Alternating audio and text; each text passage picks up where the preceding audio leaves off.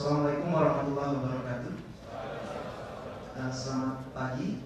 Yang terhormat Ibu Dwi Korita, Pak Wasito, Pak Beno Pradeso, dan hadirin sekalian. Perkenalkan, nama saya Fajar. Saya dari Teradata. Saya yakin di ruangan ini mungkin nggak banyak orang yang pernah dengar nama Teradata. Tapi apa itu Teradata bukanlah suatu hal yang penting. Karena pada kesempatan kali ini saya tidak akan berbicara mengenai Teradata. Yang akan saya paparkan pada kesempatan kali ini adalah melanjutkan apa yang sudah dijelaskan oleh Pak Beno mengenai big data definisinya, tapi mungkin sedikit dalam spektrum yang berbeda. Saya akan berbicara mengenai sebenarnya sejarah big data itu apa, kenapa sih kita butuh big data di awal, dan juga mengenai mitos-mitos yang sering ada di dunia big data.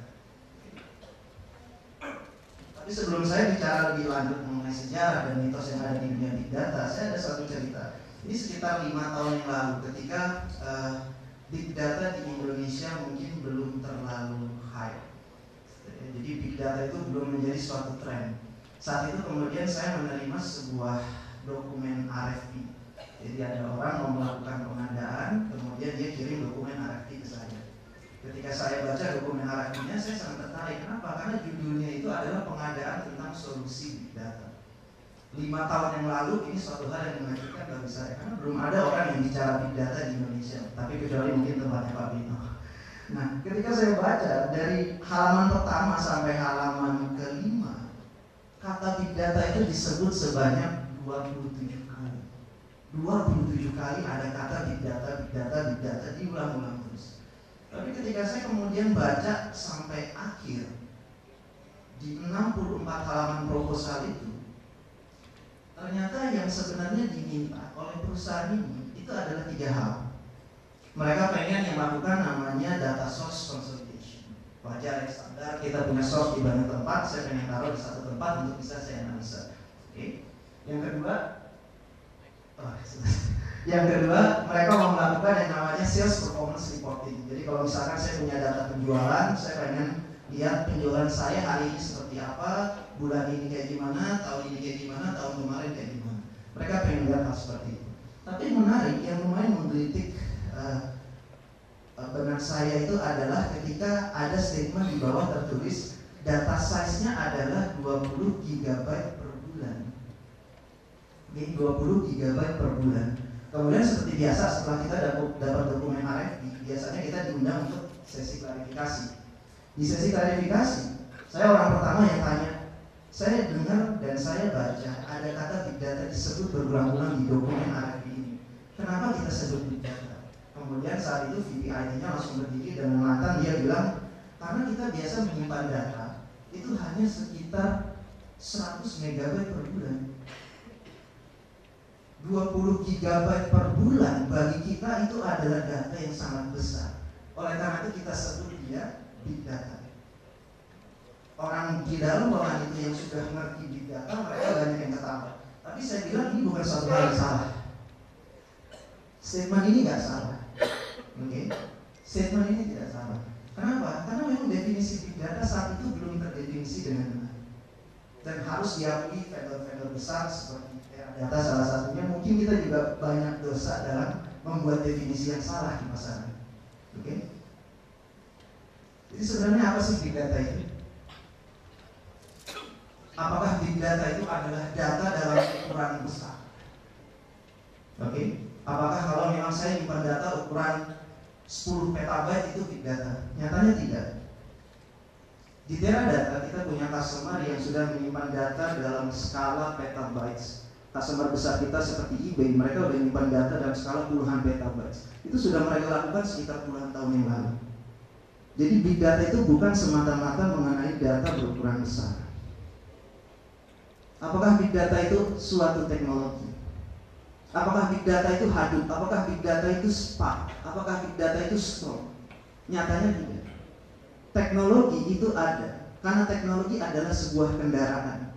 Yang penting itu adalah tujuan, yang penting itu adalah objektif kita. Kita mau kemana? Mau dari Jakarta, mau ke Jogja. Saya cari tiket karena saya mau ke Yogyakarta menghadiri konferensi big data. Bukan berarti saya tutup mata, saya ambil tiket, oh ternyata saya dapat tiket Jakarta-Yogyakarta. bukan sebaliknya. Objektifnya apa? Bisnis objektif kita apa? Teknologi adalah kendaraan untuk membawa kita ke sana. Oke? Sama juga, saya punya cerita ketika dulu saya bicara teknologi itu untuk apa. Saya ingat banget analogi yang paling menarik itu adalah kalau saya punya atau saya beli, katakanlah saya beli mobil off-road gitu ya. Kemudian off-road saya punya mobil Jeep, bannya besar, suspensinya yang tinggi. Kemudian saya pakai untuk jalan di jalan tol. Apakah saya bisa bilang, yuk kita mau pergi off-road? Enggak kan? Teknologinya memang teknologi mobil untuk off-road, tapi saya bawa ke jalan tol bukan berarti saya mau pergi off-road. Waktu saya kecil, saya pernah diajak sama orang tua saya naik pesawat. Tapi pesawatnya nggak terbang, pesawatnya cuma diam di hanggar. Ketika saya pulang, saya cerita ke teman saya baru aja naik pesawat. Tapi saya nggak terbang, tapi saya bilang saya naik pesawat. Nah sama juga dengan implementasi big data. Ketika kita menggunakan Hadoop, kita menggunakan Spark, tidak serta-merta kita bisa bilang kalau kita sudah melakukan implementasi big data. Kalau gitu sebenarnya apa sih big data? Big data itu adalah sebuah perubahan paradigma, sebuah pergerakan, sebuah perubahan paradigma di mana kita yang dulu menganggap remeh beberapa data yang kita anggap tidak terlalu penting, sekarang kita merasa kita perlu menganalisa data. Oke. Tipe data yang baru kita analisa dengan tipe analisa yang baru juga. Jadi kata kuncinya ada dua: new types of data, new types of analysis. Nah,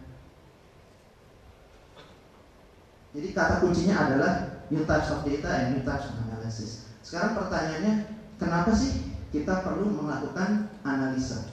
Kenapa analytics itu sedemikian penting? Karena semua orang melakukan hal itu sekarang.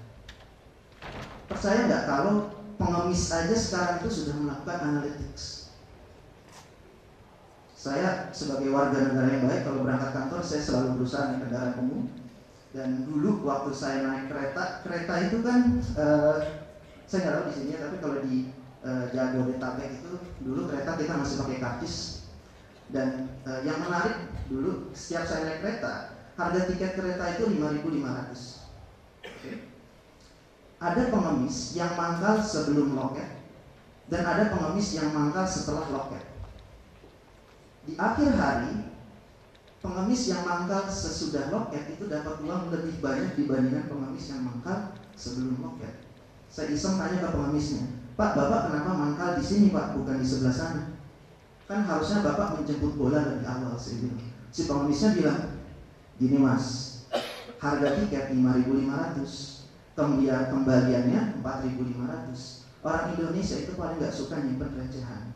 Ketika mereka ngasih kembalian 4.500, mereka malas nyimpen uang logam 500-an, mereka buang ke saya. Di akhir hari, pengemis yang mangkal sesudah loket itu dapat uang lebih banyak. Kenapa? Pengemis pakai analytics. Okay. Ada cerita menarik lagi, saya baca sekitar setahun yang lalu ya, surat kabar nasional di Kompas kalau nggak salah tadi saya baca. Ada cerita seorang pengemis yang dalam waktu 1 hari dia bisa mendapatkan uang katanya hampir jutaan rupiah. Saya bingung, wah menarik banget ya, daripada saya kerja kantoran mendingan jadi pengemis kalau bisa dapat jutaan rupiah per hari gitu kan. Karena everybody's dream menurut saya kan, kerjanya santai dapat uang besar. Kemudian saya baca di artikel, si wartawan ini akhirnya mengikuti, dia ikutin itu pengemis terus. Dan ternyata si pengemis ini pakai strategi yang sangat jitu berdasarkan analytics. Strateginya gimana? Dia nggak nyari di kerumunan orang banyak, dia nggak nyari melihat orang yang jasnya rapih, pakai baju rapih. Dia mangkal di terminal Blok M. Kemudian dia kunjungi warung-warung di pinggir jalan. Dan dia cari, mangsa dia adalah seseorang lelaki yang bersama pasangannya. Kenapa? Karena dia pakai analytics. Karena dia tahu orang Indonesia, terutama orang Jakarta itu gengsinya tinggi. Meskipun dia nggak punya duit, tapi kalau dia lagi jalan sama pacarnya atau sama istrinya, pas dia lagi makan ada pengemis minta uang, dia langsung terus kasih 50.000. Ini Pak, karena saya dermawan, saya kan laki-laki gentleman, saya kasih pengemis itu. Dan si pengemis ini memanfaatkan hal itu. Kenapa? Dia melakukan yang namanya behavior analytics. Luar biasa kan, pengemis di stasiun, pengemis di terminal Blok M itu melakukan behavior analytics. Kalau pengemis aja bisa, masa kita nggak bisa? Ini itu kan. Sejarah big data sebenarnya dimulai dari rasa penasaran. Jadi sejarahnya itu dimulai sebenarnya dari industri retail. Kalau istilahnya itu industri retail, tapi kalau di Indonesia mungkin kita familiar dengan industri supermarket. Jadi semua berasal dari rasa penasaran. Zaman dulu, katakanlah saya beli barang di supermarket. Saya jalan, saya bawa kereta belanja saya dorong, saya mau nyari mie instan. Saya mungkin yang pertama kali saya lakukan adalah saya lihat rak makanan instan ada di sebelah sana. Saya dorong kereta belanja saya. Setelah saya dorong, saya lihat rak makanan mie instan yang paling saya sukai. Oh, ternyata ada nih rasa yang saya cari. Mie instan rasa kari ayam, katakanlah. Saya ambil 5 bungkus, saya taruh di keranjang belanja saya. Oke. Setelah saya taruh di keranjang belanja saya lagi mau dorong, tiba-tiba di bawah saya lihat ada mie instan kari ayam ekstra pedas. Kayaknya menarik nih, saya lagi pengen yang pedas-pedas. Saya keluarin 2 bungkus tadi yang udah saya ambil dari 5 bungkus. Saya ambil 2 bungkus kari ayam ekstra pedas. Pas saya udah jalan, ada lagi mie instan kari ayam ekstra pedas ukuran jumbo. Saya pikir lebih menarik lagi nih. Saya lihat harganya, saya hitung pakai kalkulator di handphone saya. Wah, lebih untung saya beli yang jumbo. Saya balikin semuanya, saya ambil mie instan kari ayam ekstra pedas ukuran jumbo. Saya taruh di keranjang belanja saya bawa ke kasir, saya check out, saya bayar. Apa data yang ada di kasir? Ada seseorang pembeli, tidak tahu namanya siapa, tanggal berapa, jam berapa, beli 5 mie instan kari ayam ekstra pedas ukuran jumbo. Hanya informasi itu yang disimpan. Tapi curiosity kita, rasa ingin tahu kita pengen tahu sebelum si orang memutuskan untuk membeli mie instan kari ayam, panjangan namanya saya capek, mie instan kari ayam ekstra pedas ukuran jumbo. Apa sih thought prosesnya gitu? Proses dia berpikir bahwa oh tadinya saya ngambil kari ayam dulu, terus kemudian ternyata ada ekstra pedas, kemudian ternyata ada ukuran jumbo. Thought proses itu tidak terekam. Oke, dia hanya menyimpan penjualan di akhirnya saja. Nah itulah rasa ingin tahu itu yang kemudian diaplikasikan oleh perusahaan-perusahaan e-commerce besar di dunia seperti eBay, seperti Amazon. Mereka melakukan analisa yang dikenal dengan istilah clickstream analysis, seperti yang tadi Pak Beno cerita di awal. Apa itu clickstream analysis? Setiap klik yang dilakukan oleh pengunjung website itu di-capture, itu disimpan, kemudian dianalisa. Jadi mereka tidak hanya menyimpan informasi barang yang dijual hari ini apa, tapi apa yang mendorong mereka, jalur apa yang mereka lalui sampai akhirnya mereka memutuskan untuk membeli barang tersebut. Oke. Tujuannya apa? Kalau seandainya kita tahu bahwa review yang ditulis oleh seseorang itu adalah review yang paling banyak mendrive penjualan, kenapa nggak setiap ada orang yang cari barang yang sama kita taruh review itu paling atas? Karena kita tahu ini review yang mendrive sales. Itu yang disebut dengan istilah clickstream analysis. Dan sejarah big data dimulai dari sana, karena dimulai dari industri e-commerce karena mereka ingin tahu sebenarnya purchase behavior orang sebelum orang akhirnya memutuskan untuk membeli barang tersebut itu seperti apa di belakang. Oke. Ini case study lagi yang lain. Sebenarnya saya siapkan tadi spesifik karena tadi saya kira ada Pak Arif ya. Jadi saya membuat sebuah use case, hypothetical use case yang ada perpaduan antara industri telekomunikasi dengan industri pariwisata. Kalau kita datang ke airport, apa sih yang biasa kita cari? Setelah kita check-in, kita duduk, biasanya kita cari adalah Wi-Fi password. Oke, kita tanya password Wi-Fi-nya apa sih? Karena saya mau check-in nih di Facebook, di Pet, di Twitter, saya pengen check-in, saya pengen tahu Wi-Fi password-nya apa. Oke, nah saya punya ide. Daripada kita kasih free internet di setiap airport dengan kasih Wi-Fi password, kenapa nggak kemudian kita kasih aja kuesioner? Anda berasal dari mana? Tujuan Anda datang ke Yogyakarta untuk apa? Apakah Anda akan mengunjungi Yogyakarta lagi? Dan apakah Anda akan merekomendasikan ke orang lain untuk mengunjungi Yogyakarta? 4 pertanyaan ini pertanyaan tradisional. Ini traditional data. Kalau data ini saya kumpulkan di satu tempat, kemudian saya agregasi, saya analisa, saya bisa muncul dengan report yang mungkin akan memberi informasi. Oh, dari 100.000 orang yang mengunjungi Yogyakarta pada bulan ini, 10% berasal dari Australia, 20% berasal dari Jepang, 30% berasal dari Malaysia, misalkan 50% dari domestik. Standar reporting. Oh, ternyata yang bersedia mengunjungi Yogyakarta lagi itu ada 80%. Standar reporting ini traditional data, traditional analysis.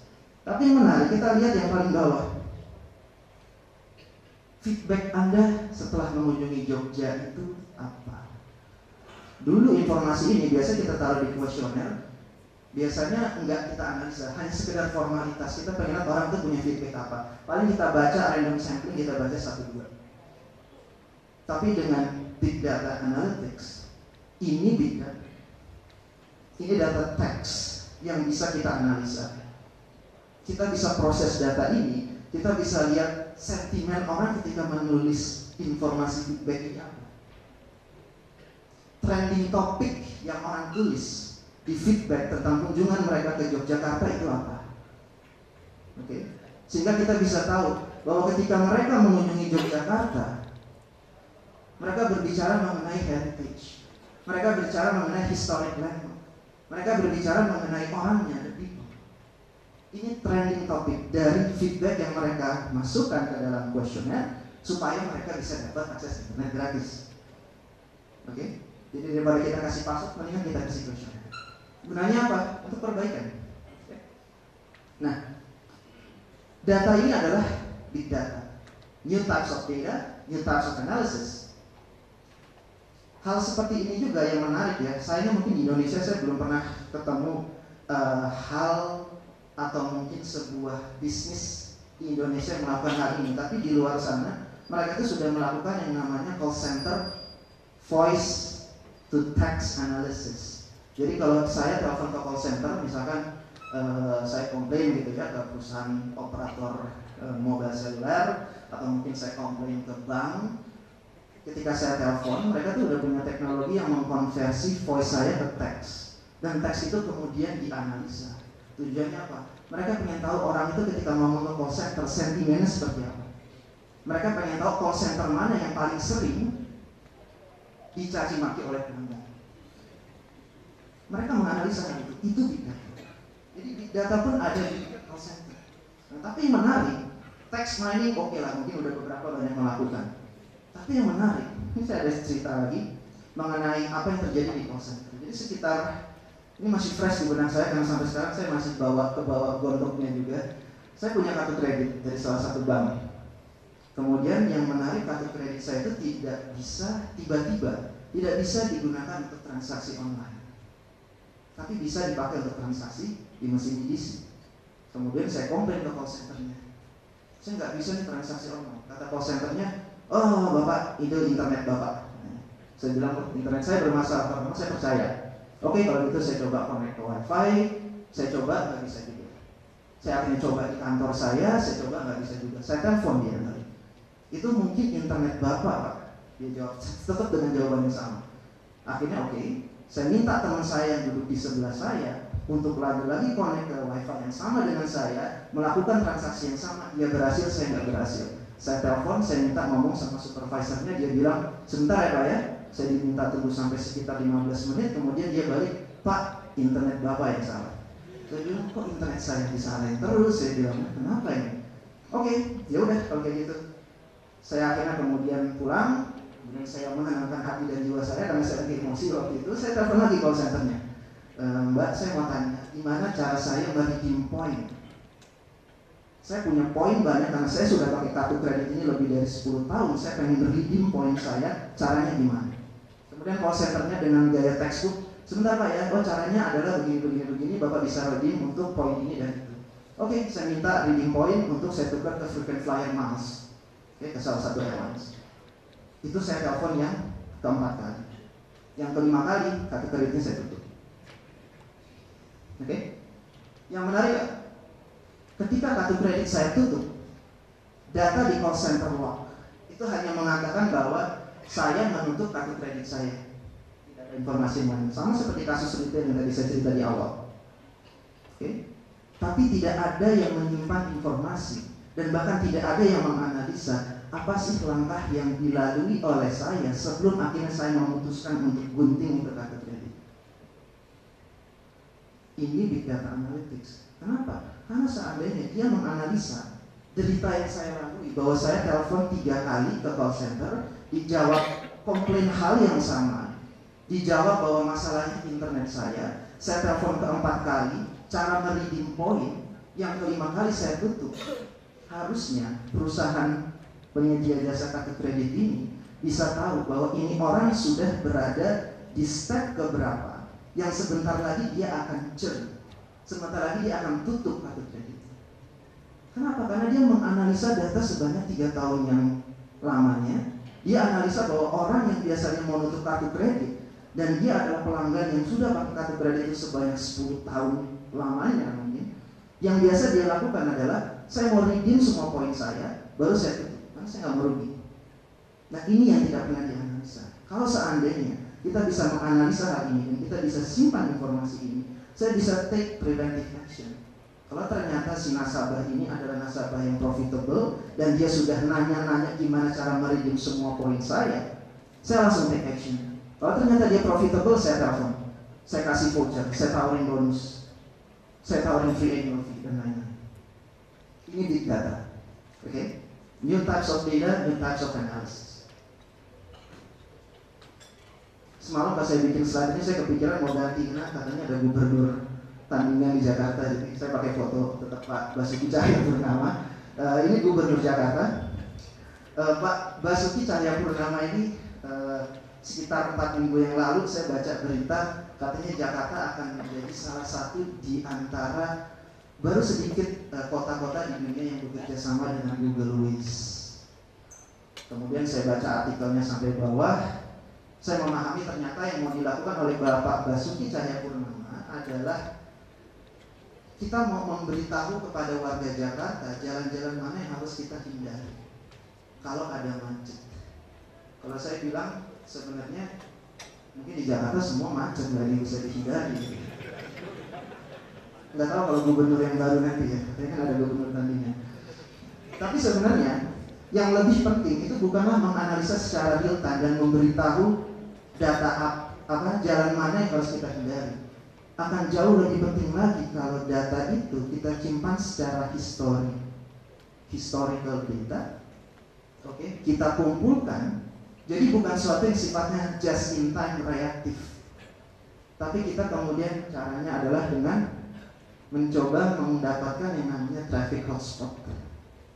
Jadi daripada kita kasih secara real time, ini loh jalan yang harus kita hindari, mendingan data ini kita kumpulkan sebanyak 1 tahun, 2 tahun, atau 3 tahun, sehingga kita bisa identify traffic hotspotnya itu di mana, sehingga kita bisa prioritaskan jalan mana sih yang sebenarnya harus kita solve, choking pointnya itu di mana yang harus kita atasi. Ini salah satu case study yang menurut saya tidak lengkap kalau saya bicara di atas ini tanpa membahas case study mengenai sektor pelayanan publik. Key take points dari saya, seperti tadi saya sudah cerita di awal bahwa big data itu tidak hanya tentang unstructured data. Case yang tadi saya jelaskan terakhir mengenai bagaimana seharusnya kita bisa memanfaatkan informasi traffic dari Google Waze, itu adalah salah satu contoh bahwa big data itu sebenarnya bukan unstructured data. Kenapa? Ketika ada orang bilang big data adalah unstructured data, menurut saya itu kurang tepat. Semua tipe analisa apapun itu, ketika kita mau melakukan analisa, in some way kita mesti mengkonversi data itu ke dalam bentuk data yang terstruktur.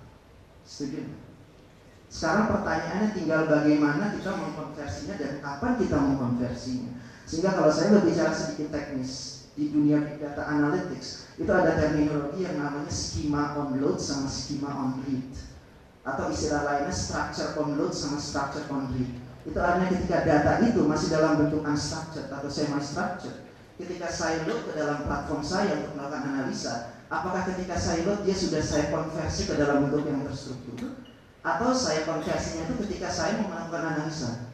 Nah itu bedanya structure on load sama structure on read. Oke.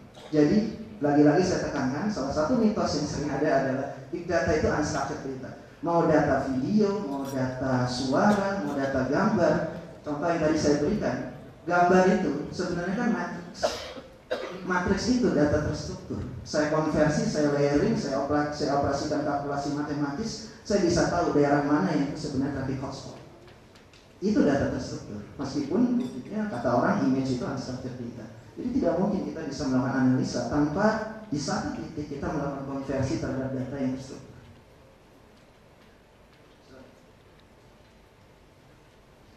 Yang berikutnya, poin kedua adalah big data itu tidak melulu tentang Hadoop. Jadi yang tadi saya cerita di awal, big data itu adalah, Hadoop adalah teknologi, Hadoop adalah kendaraan. Yang penting itu adalah apa yang mau kita capai, tujuan kita apa, objektif kita apa. Oke. Saya beli mobil off-road, saya bawa ke jalan tol, bukan berarti saya pergi off-road. Oke. Ingat bahwa big data bukanlah Hadoop, big data bukan sekedar teknologi. Yang ketiga, kita harus berpikir think out of the box. Kenapa? Karena big data itu ada di mana-mana. Kepikiran nggak yang tadi yang saya cerita di call center, bahwa kita bisa menganalisa sequence of event. Di retail, ada orang mau beli barang, awalnya kita cuma menyimpan informasi barang apa yang dijual, tapi sekarang kita pengen menganalisa sequence of thought process, di mana orang itu akhirnya memutuskan untuk membeli barang tersebut. Itu big data, itu nyutas data, nyutas analisis, dan itu ada di mana-mana. Dan yang terakhir, yang paling penting, ini yang menurut saya paling penting, adalah big data itu kita harus melakukannya mulai dari hal yang kecil. Kenapa? Karena big data, terutama kata kunci big data analytics, itu identik dengan yang namanya iterative discovery. Jadi ibarat kayak kita menggali tanah gitu ya, kita mau nyari emas, kita galinya layer by layer. Kita apply sebuah teknik statistik, ternyata ada data yang menarik tapi masih belum terlalu membawa value. Kita gali lagi lebih dalam, kita gabungkan dengan data lain. Jadi layer by layer secara iteratif. Itu kunci yang penting dari big data analytics. Oke? Dan yang terakhir yang perlu saya tekankan adalah big data itu ada di mana-mana. Oke? Saya percaya di masing-masing industri akan ada big data di sana. Big data bukan berarti volume data yang besar, big data bukan berarti teknologi, dan big data ada di mana-mana. Oke? Sekian dari saya. Terima kasih. Assalamualaikum warahmatullahi wabarakatuh.